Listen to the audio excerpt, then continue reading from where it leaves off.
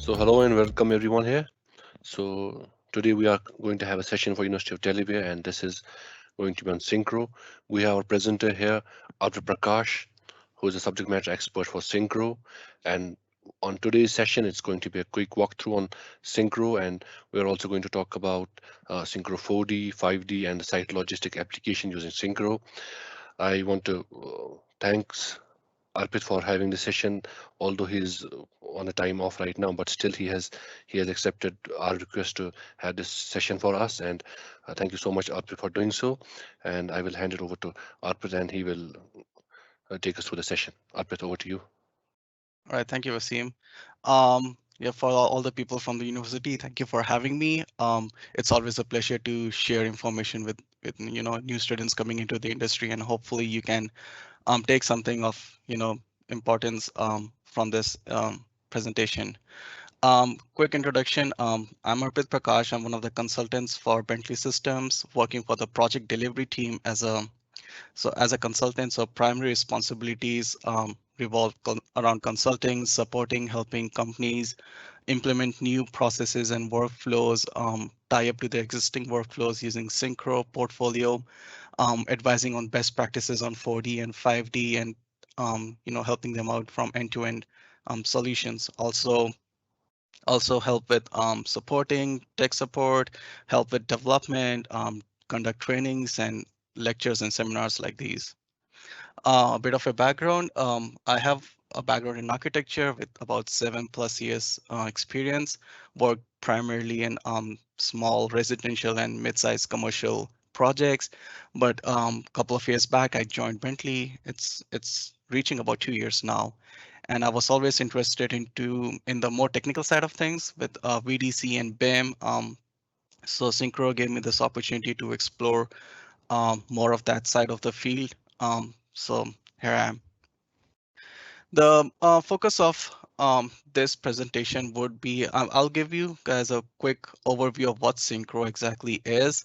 And looking at your courseware, you already are doing a lot with your advanced BIM programs and softwares and knowledge. So I won't talk too much about what 4D is, but I wanted to focus more on how we can how Synchro uses the data and the metadata, all the properties that's generated with your BIM, and what the importance of that is using the application.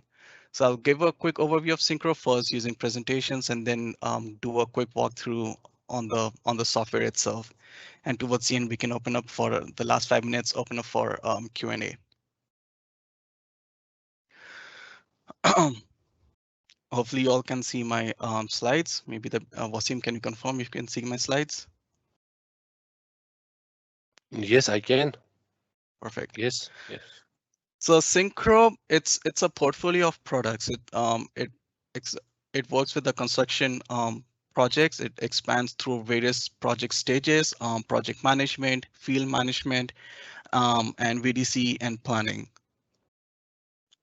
So we started out with Synchro 4D Pro. That was the primary application where you would do your majority of 4D and VDC planning. You would import your schedules in, you import the models in, tie them together and build a 4D model. Bentley acquired Synchro 3-4 years back, and it has been expanded into its whole brand, a Synchro ecosystem. So Synchro 4D is your primary desktop application, but now it's expanded and connected with Synchro Control and Synchro Field. Synchro Control gives you the more of the project management side of things. It's a SaaS platform, so software as a service, totally web-based, cloud-based application. You can get all the stakeholders assigned to a project, upload your documents, do PDF markups, have a repository of all your design and construction documentations, upload a 3D or a 4D model, create construction documents like RFIs and observation logs and issues and whatnot using the 4D model. So all of that is done directly on the web platform. Synchro Field is is a companion app to Synchro Control, where you take all of that data in control onto Field, as the name suggests, using iPad or iPhone and soon Android. And Modeler is another desktop application that works with the models generated from Synchro Control to make a more constructible model from a design model and do costing and quantity takeoffs. So the main purpose of having this Synchro ecosystem is one, we create this eye model, which is part of a digital twin um, platform. So you can either upload a 4D model generated from Synchro 4D, the desktop application, or upload your native files like from Revit, the RVTs, microstation DGNs, Navisworks, all of that into Synchro Control, convert it to an iModel, make those design models more of a construction model. So the difference is really good examples are your horizontal projects like railways and roadworks, where in your design you may have like a whole section of concrete or roadwork being poured, but that's not how essentially you're going to construct on field. So you can slice and dice your models into more constructible chunks as they're going to be done on the field, and take that construction model back to 4D, do your VDC and 4D planning. So any of your changes you're doing to your 4D gets instantly synced back to the cloud. That way, everybody, all your stakeholders, or all the people who are responsible for whatever they have been given permissions to, they have, one single source of truth. There's no they're all updated with the latest revisions, the latest 4D models, all of the documentation that is being produced during construction. It's on their hands, updated. So that becomes the single source of truth for the project. So this is a very typical output of Synchro 4D. There's a lot of things happening on this screen. So on the top left, you have the task list, the IDs, the names, duration, start, finish. And on the right is a Gantt chart corresponding to each task. The top is the timeline of the project. And as you move across the project, you can see a few elements being highlighted on the bottom two screens. So what's happening on the left is you can see this one has its own legend based on, it seems, item types like steel, spools, lines. So each color is highlighting during that particular time period of your project. During that task, this element is being worked on based on the legend. So it's easy, instead of reading 10,000 of lines of a Gantt chart and trying to understand what's happening when, it's much easier to visually understand your project schedule. And it's not just a thing where you're installing. And on the right side, you have a resource status. So what this is doing is kind of indicating what's exactly being happening. Okay, even if you have something erected, what's happening? Is it being tested? It's being staged? It's being fabricated? So you get a lot of information visually using a 4D platform output. So this is just one standard output just to give you an idea what actually 4D is. So next, what I wanted to do was like open up Synchro 4D and kind of walk you through some of the um, features of it, using how, like I mentioned initially, how we use data that comes in from the model and the schedule to develop our 4D. So this is the Synchro 4D, the desktop application interface. I can import a lot of file formats for schedules. We can import Asta, P6, Microsoft Project, and for 3D, we can import almost any 3D file types like IFCs. For 3D, we can import, DWGs, DGNs, FBX, OBJ, SketchUp. So it's a very versatile in terms of interoperability. We also have a couple of plugins. Sorry, plugins for Navisworks, Revit, and MicroStation. What that plugins does, it exports the 3D model into a Synchro native format, SPX, and that's very data rich, very optimized to work with Synchro. So what I've done already is exported a sample project from Revit, since you guys are already using Revit.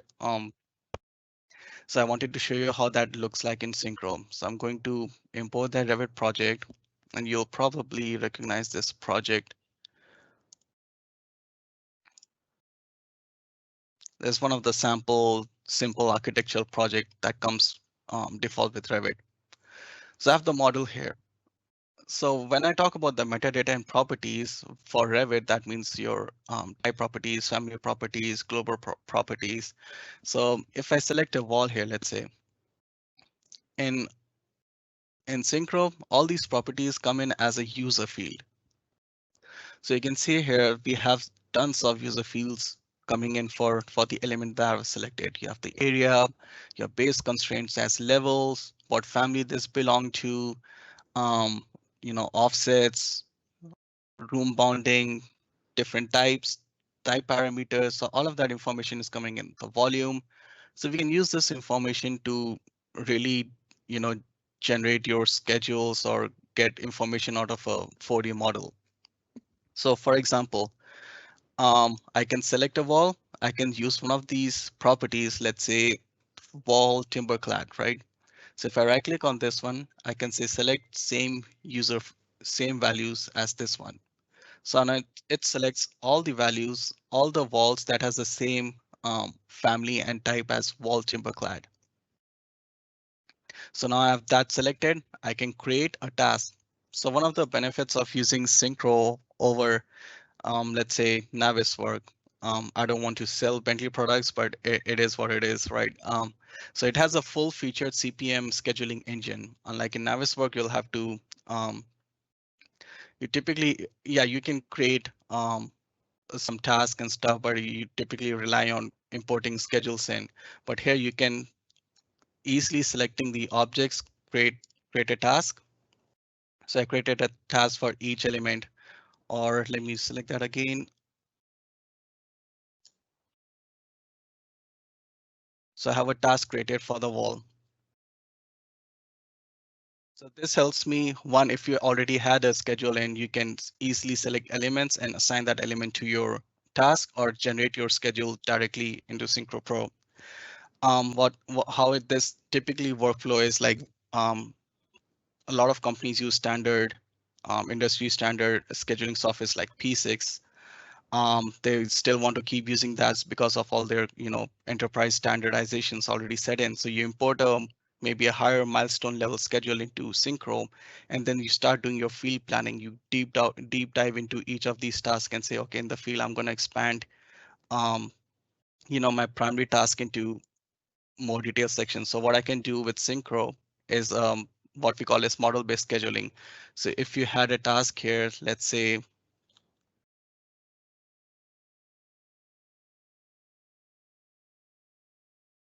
so what I can do, I can select the walls in a sequence, in a particular sequence. I selected that wall in, this wall, that wall in. So whichever sequence I selected, I can start creating my task based off that. Create task under the selected task. That makes it a summary task, and you can see all my tasks are created. And it also respects, when I reschedule, it respects the finish to start relationship. So you can see before the project timeline, there's no wall installed. During that, I install the wall, and you have that enabled. So you can start creating your schedules even from scratch pretty quickly. So another thing using the user fields again. Let's say we have the task called all glass, right? So I have this glass over here. Again, looking at the 3D properties, the user fields, we have let's say area, right? So what I'm going to do first, I'm going to select every of the glass that's a glaze material in the project. So I can, with a couple of clicks, I can have all the glass selected, assign it to this particular task. It has 44 glass panels assigned to it. And what I can do is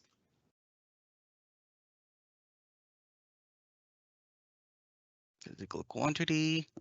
So Synchro gives you ability to use formulas and scripts, very much similar to how you would use an Excel formula.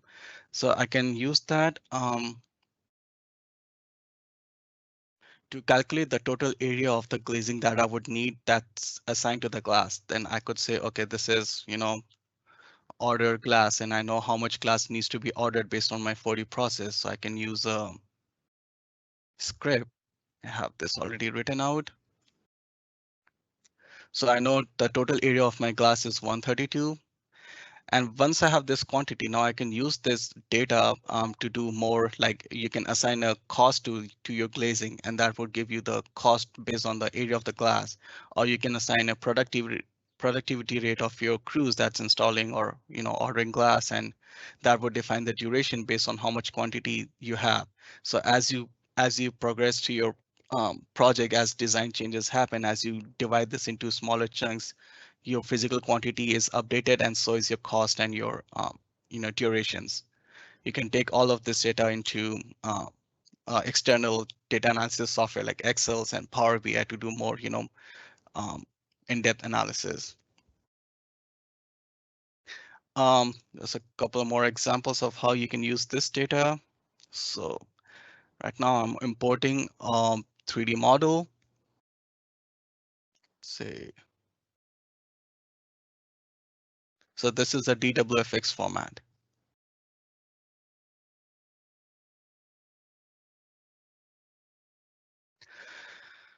Right, and so I have a model here, and I can import a schedule here. So I have a project MS project schedule.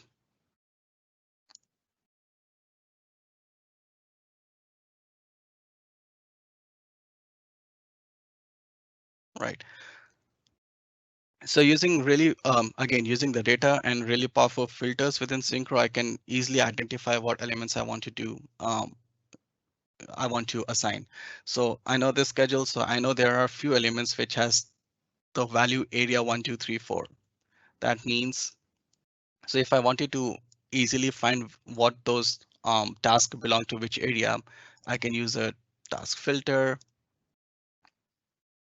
and say the logic would go like, okay, filter all the tasks where the name contains the value area 1.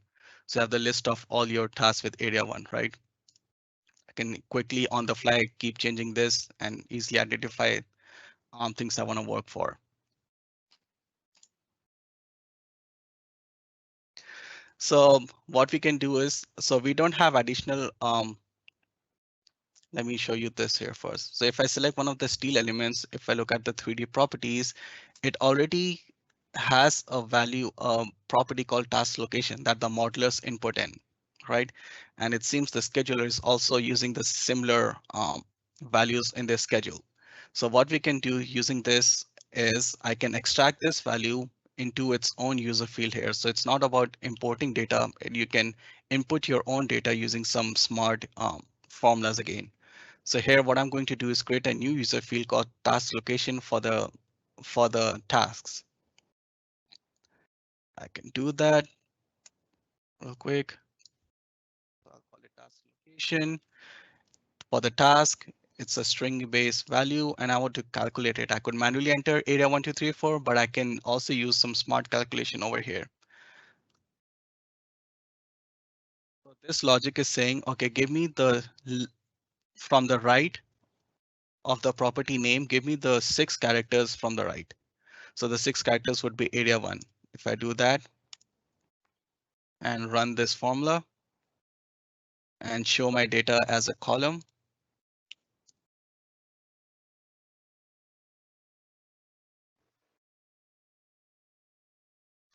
right? So these ones don't have the proper values, so that doesn't matter, but you can see area 1 got populated. If I turn off my filters here,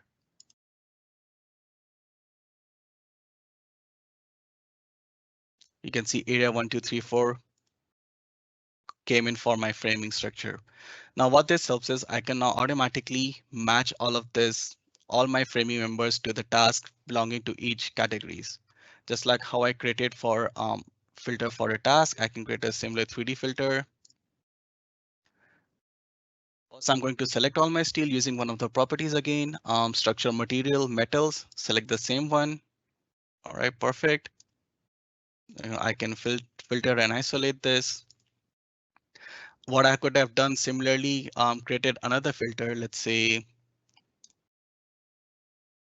let me add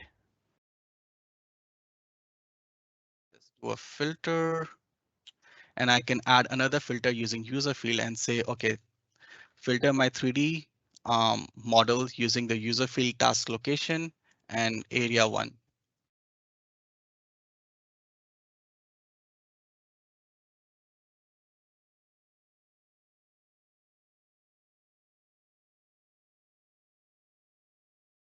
There we go.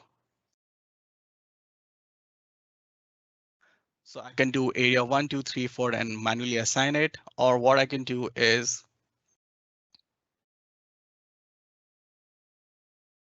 I can select all of my steel. I can select all of my tasks and do something called auto matching. So I can define again, it's all about providing a rule, an expression, a formula, a script to all the data you have.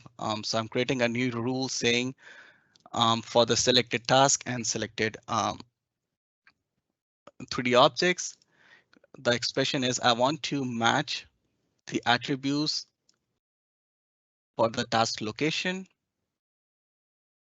with the task attribute called user field. I also have the ability to actually filter out area 1 from within the name, but this makes it convenient since I have a extracted user field. The user field will be task location. It's an exact match, but you can see here I can do substring, longest common strings, search, assign all, and you can see I got a bunch of members assigned to these tasks. And if I show you how that looks,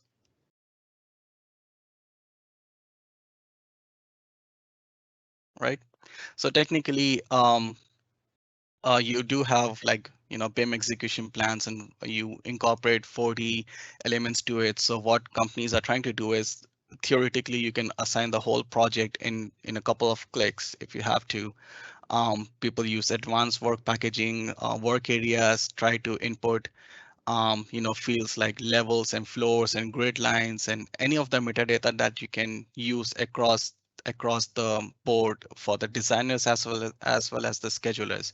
That makes the life of a 4D planner so much easier. So any updates you have in the model or the schedule, everything keeps, it's easy to update and maintain a 4D model. So hopefully, yep, that you're kind of understanding how important metadata could be for developing a 4D model. We got 5 minutes left, so I'll open up the stage for any questions.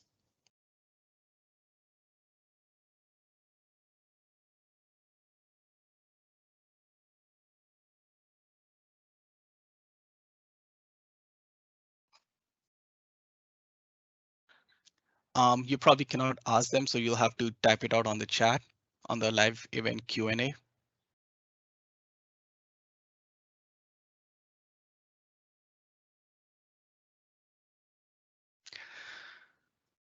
All right, well, while we wait for a few questions, hopefully questions to come in, I do have a couple of more slides that I can show you what all is possible using SYNCHRO itself.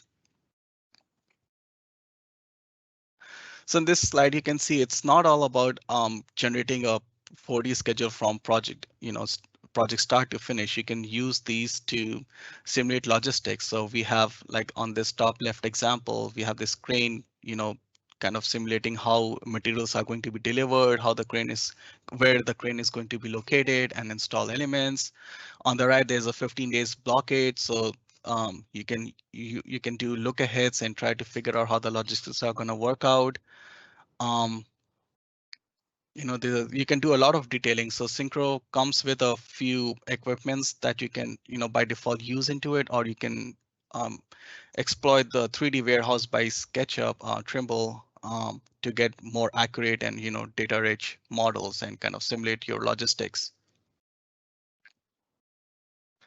This one is just plain talking about how we can use 3D models to develop our schedules. So you can select elements, create a, in this one, I believe they're creating work packages and then assign it to a work package code that comes with the schedule. Start doing 5D planning. So with Synchro, the way it works is you don't technically assign a 3D model to a task, you create a resource. A resource as an empty container is Synchro. It could be material, human, equipment, or location, and you assign a resource to a task. Now all your 3D elements are technically material resources, so you create a 1:1 connection with the 3D objects and the resource. So similarly, you can have resources for human, labor, the cost. It could be anything you want it to be. So you can create those empty container resources, assign a cost value to it, and assign it to the task. And then, as I explained, use some of the data that you have to get more better you know 5D data. So the purpose of 5D would be, as you can see on the bottom left, you have, as your project goes on, at what point of time in your project you would need how much resource, how much of that cost, with your EVA analysis. You can compare it to your baselines, to your actuals, to your planned, create multiple scenarios and see how that's gonna look. And with this other slide, start inputting your risks into those and see how that EVA gets, updated. Um, now Synchro doesn't compare to Navis work when you talk about clash detections, but it does have its own workspace clash detections that you can use to do 4D clashes. So for example, if you have a crew working under a crane and crane is active during this task, you don't want them to clash during any point throughout the project timeline. It's not a hard clash, it's a 4D time related clash. So you can do all of that. Um, and like I said, take all of that data to your Power BI, do more like real-time interactive and online based analysis, and also do some digital rehearsals. So all of this animation is generated directly into Synchro. You can move elements around using 3D paths and do these callouts and kind of simulate um, digitally how things are going to be constructed, and if there are going to be anything that's of concern that needs to be looked into. So you have that before you start actually going onto the field and doing that. So that's all I have for you guys today. So thank you for having me. And if you have any questions, feel free to reach out to us and we'll be happy to, answer them. Thank you so much, Apit. This was indeed a very good presentation. Any questions you can type in here, or if you have any questions for us, you can email us. We have the contact details of Sankalp. You can email me also. And I believe all of you have access to Synchro on your personal computers as well as on lab computers. Any other questions, any queries, or any assistance you need from us, please feel free to reach out to us anytime. Thank you so much. Again, Arpit, thank you so much for taking out time in your time out. Thank you so much for doing this, and we look forward to many more presentations with you. Thank you so much. Always a pleasure. Thank you all. Bye. Thank you. Thank you, everyone. Take care. Bye.